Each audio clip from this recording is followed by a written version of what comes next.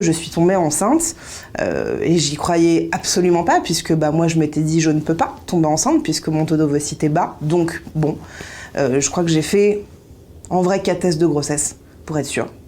Et puis là c'était sûr et j'ai pas eu le temps d'être heureuse.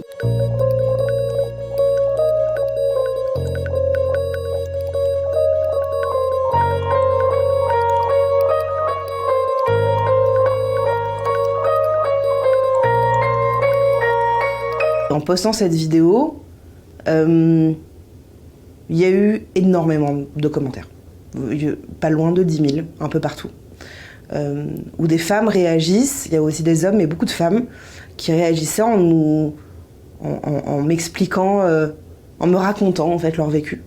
Et c'est la première fois en 4 ans que je fais des vidéos où j'ai reçu autant de mails perso. Donc je me rends compte que je ne suis pas seule, que je pense que ces femmes-là, ça leur a fait du bien en fait d'avoir un récit et d'avoir un message comme le mien. En voyant les résultats de cette vidéo, qui a eu autant de réactions, on s'est rendu compte et je me suis rendu compte qu'il y avait un besoin de libérer la parole à ce niveau-là.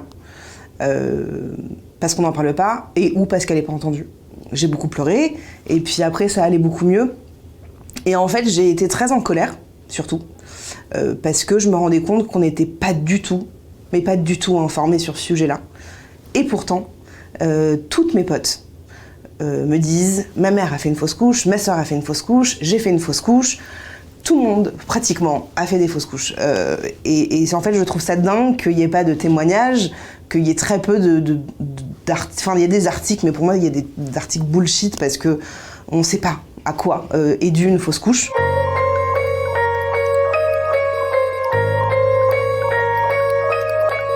C'est des choses qui arrivent et je crois qu'il faut arrêter de s'en vouloir de tout, quoi. On s'en veut déjà de tellement de choses et on nous impose de s'en vouloir encore plus. En fait, je crois surtout qu'on n'en parle pas parce qu'on a honte, parce qu'on nous impose d'avoir honte.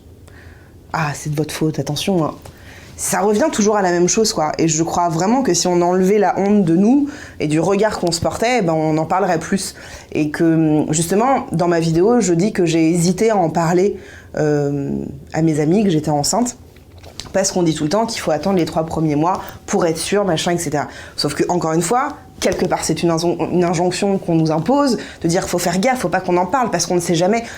Non, en fait, on en parle quand on a envie d'en parler. Si tu as envie d'en parler au bout de 2 semaines ou au bout de 5 mois, on en parle quand on veut, il n'y a pas de bon ou de mauvais moment. C'est pas parce qu'on a fait une fausse couche qu'on est moins bonne que d'autres, qu'on est moins forte ou moins capable. Vraiment. Et puis, s'il y a des papas, des futurs papas, ou en tout cas des hommes qui sont intéressés par ça, soutenez vos meufs. Juste soyez là. C'est tout.